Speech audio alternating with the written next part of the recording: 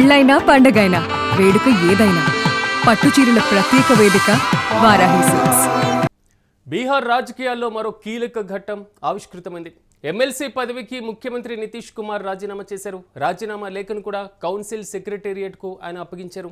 So JDU MLC Sanjay Gandhi ఇటీవలే రాజ్యసభకు ఎన్నికైనటువంటి పరిస్థితి కూడా ఉన్నటువంటి నేపథ్యంలో సో ఇటీవలే రాజ్యసభకు నితీష్ కుమార్ ఎన్నికవడం, ముఖ్యమంత్రి పదవికి రాజీనామా చేయడం, ఈ నేపథ్యంలో ఆయన కేంద్ర మంత్రి అవుతారా, కేంద్ర మంత్రివర్గంలోకి ఆయన తీసుకుంటారా అనేటువంటి రకరకాల ఊహాగానాలు కూడా వ్యక్తమవుతున్నటువంటి నేపథ్యంలో సో రాజ్యసభకు ఎన్నికైనటువంటి నితీష్ కుమార్ తన రాజీనామా లేఖను కౌన్సిల్ సెక్రటేరియట్కు అప్పగించారు. సో జేడీయూ ఎమ్మెల్సీ అయినటువంటి సంజయ్ కుమార్ ఈ లేఖను కూడా అందించినటువంటి పరిస్థితులు కనబడుతున్నాయి. ఇక తదుపరి బీహార్ ముఖ్యమంత్రి ఎవరు, ఇదే ఉత్కంఠ ఇప్పుడు కొనసాగుతుంది. అయితే రేసులో ప్రధానంగా సామ్రాట్ చౌదరితో పాటుగా నిత్యానంద రాయ్, వీరిద్దరి పేర్లు ప్రముఖంగా వినిపిస్తున్నటువంటి సిచ్యువేషన్స్ కనబడుతున్నాయి. సో సామ్రాట్ చౌదరి ఇప్పటికే డిప్యూటీ సీఎంగా ఉన్నారు. సో బీజేపీకి చెందినటువంటి వ్యక్తి, సో అత్యంత కీలకంగా ఉండేటువంటి వ్యక్తి కాబట్టి బీహార్ పగ్గాలు సామ్రాట్ చౌదరికి అప్పగించేటువంటి అవకాశాలు ఉన్నాయా అనేటువంటి ఊహాగానాలు వ్యక్తమవుతున్నాయి. మరోవైపు నిత్యానంద రాయ్ పేరు కూడా తెర మీదకి వచ్చినటువంటి పరిస్థితి.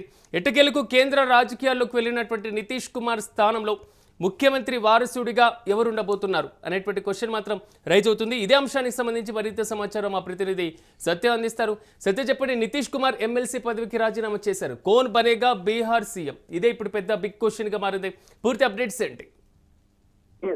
ప్రస్తుతం ముఖ్యంగా బీహార్ రాజకీయాల్లో కొన్ని కీలక పరిణామాలు అయితే చోటు చేసుకుంటున్న పరిస్థితి కనబడతా ఉంది. అయితే ముఖ్యమంత్రి నితీష్ కుమార్ తన శాసన మండలిని సభ్యత్వాన్ని కూడా ఎమ్మెల్సీకి సంబంధించినటువంటి రాజీనామా అయితే సమర్పించిన పరిస్థితి అయితే ఉంది.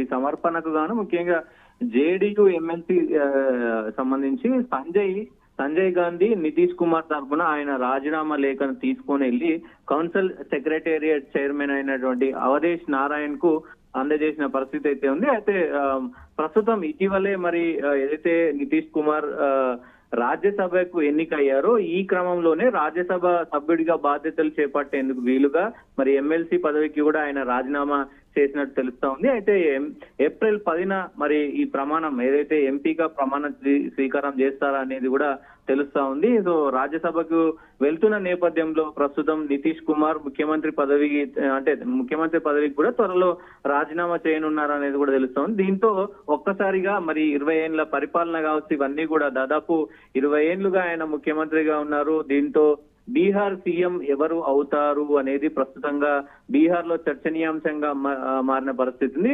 అయితే బీహార్ ముఖ్యమంత్రి ఎంపికపై ప్రస్తుతం మొత్తం కొంత ఉత్కంఠ నెలకొంది. ఎవరు మరి బీహార్ ముఖ్యమంత్రిగా ఎన్నిక అవుతారు అనే దానిపైన చర్చ జరుగుతుంది. చూడాలి ఎవరు అవుతారు ఏంటి అనేది ఒకవైపు చర్చ జరుగుతుంది. సో దాంతో పాటు కొంతవరకు సామ్రాట్ చౌదరితో పాటుగా నిత్యానంద రాయ్, వీరిద్దరి పేర్లు అయితే ప్రముఖంగా వినిపిస్తున్నాయి. సో ఇద్దరిలో ఎవరికి ఎక్కువ అవకాశం ఉంటుంది అనుకోవచ్చు? డెఫినెట్ గా ప్రస్తుతం అయితే సామ్రాట్ చౌదరి డిప్యూటీ సీఎం గా ఉన్న ఆయన మరి సీఎం రేస్ లో అందరికంటే ముందున్నారు. కానీ మరి ఇటు నిత్యానంద రాయ్ కేంద్ర హోంశాఖ సహాయక మంత్రిగా ఉన్నటువంటి నిత్యానంద రాయ్ని కూడా మరి పేరును బలంగా వినిపిస్తున్న పరిస్థితి కనబడుతోంది. వీళ్ళిద్దరిలో మరి ఎవరిని చేస్తారు అనేది చూడాల్సిన అవసరం అయితే ఉంటది. అయితే నితీష్ కుమార్ రాజకీయ వారసుడిగా ఎవరిని ప్రకటిస్తారనేది ఇప్పుడు బీహార్ రాజకీయాల్లో హాట్ టాపిక్ గా మారిన పరిస్థితి అయితే కనబడుతూ ఉంది. సో మొత్తం కూడా దాదాపు సామ్రాట్ చౌదరినే మరి ప్రస్తుతం, ఎందుకంటే డిప్యూటీ సీఎం గా ఉన్నారు కాబట్టి మరి ఆయననే దాదాపు ఖరారు చేస్తారు అనేది ఒకంత మరి చర్చ జరుగుతుంది.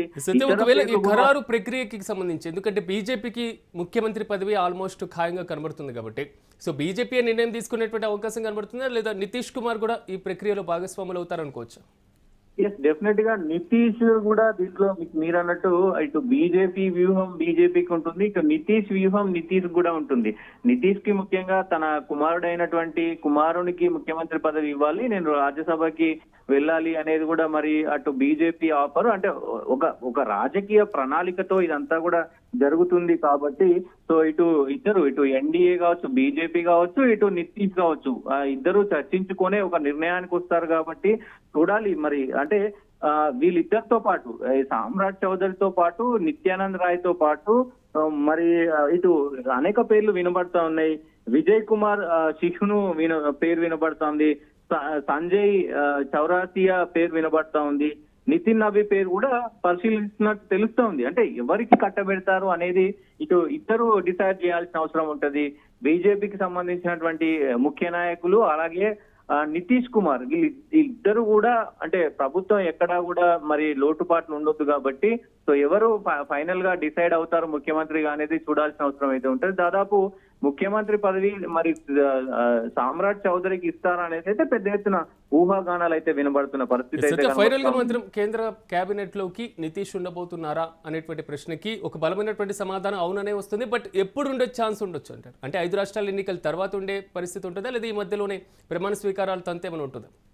డెఫినెట్ గా 10వ తారీఖు అవుతుంది అని చెప్తా ఉన్నారు. అంటే ఈయన ప్రస్తుతానికి ఏప్రిల్ 10న ఆయన మరి ఎంపీగా ప్రమాణ స్వీకారం చేస్తారు అనేది అయితే తెలుస్తా ఉంది.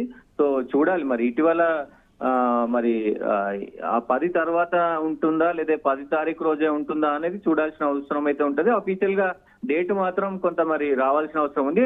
ప్రస్తుతం ఊహాగానాలు అయితే 10వ తారీఖు రోజున మరి ఆయన ప్రమాణ స్వీకారం చేస్తారు, రాజ్యసభకు సంబంధించినటువంటి ఎంపీగా ప్రమాణ స్వీకారం చేస్తారు అని అయితే తెలుస్తా ఉంది. దాంతో పాటు అది అయిపోయిన తర్వాత మరి ఇక్కడ బీహార్ లో కూడా మరి ముఖ్యమంత్రి పదవికి సిఫార్సు చేసే అవకాశం ఉంటుంది కాబట్టి సో ఒకవైపు చూడాలంటే సిరాజ్ అంటే దాదాపు 10 సార్లు ప్రమాణ స్వీకారం చేసినటువంటి రికార్డు కూడా ఆయన సృష్టించిన పరిస్థితి ఉంది. నితీష్ అంటే బీహార్ అంటే నితీష్ గా ఉంటుంది. దాదాపు మరి 20 సంవత్సరాలుగా ఆయన మొత్తం కూడా ఇటు రాజకీయంగా పెద్ద ఎత్తున కీలకంగా వ్యవహరించారు. ప్రస్తుతం ఆయన శకం ముగిసింది.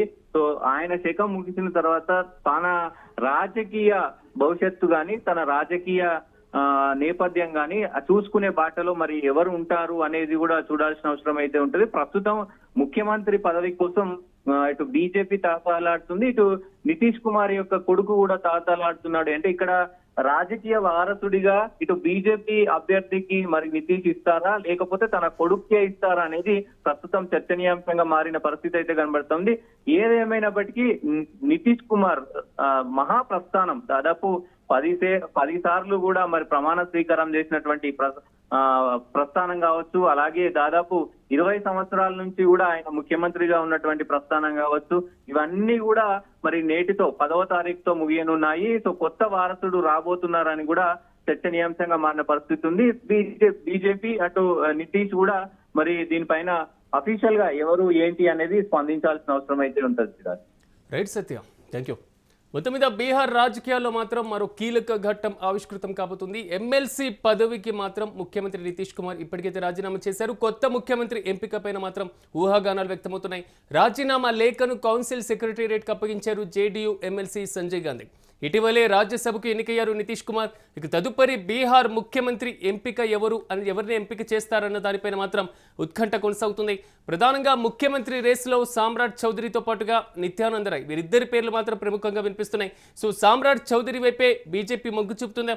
సో నితీష్ కుమార్ సారథ్యంలోనే ఒక భాగస్వామ్యాన్ని ఏర్పాటు చేసుకొని ముఖ్యమంత్రిని ఎంపిక చేస్తారా, లేదా బీజేపీ తనకు ఇష్టం వచ్చినటువంటి వ్యక్తిని ముఖ్యమంత్రిగా నియమించుకునేందుకు అవకాశం ఉంటుందా?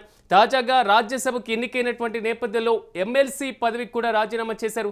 2 సభలలో సభ్యత్వం ఉండకూడదు కాబట్టి సో ఎమ్మెల్సీ పదవిని కూడా నితీష్ కుమార్ వదులుకున్నటువంటి పరిస్థితి.